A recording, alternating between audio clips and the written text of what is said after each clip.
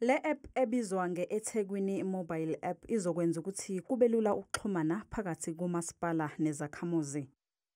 Izosiza izakhamuzi ekutheni zikwazi ukubheka ama-accounts azo omasipala noma-ke zibike ingqalasizinda engasebenzi. Now the residents of eThekwini have been complaining about their exorbitant bills are now going to take full control of their electricity and water billing information. Umasipala weTheku ubhekene nenkinga enkulu yokwentuleka kwamanzi ahlanzekile. Izakhamuzi zizokwazi nokubika nangokwentuleka kwezidingo eindaweni ezihlala kuzo zisebenzisa le app. Kuqhuqhuzelwe abantu ukuthi bazitholele yona.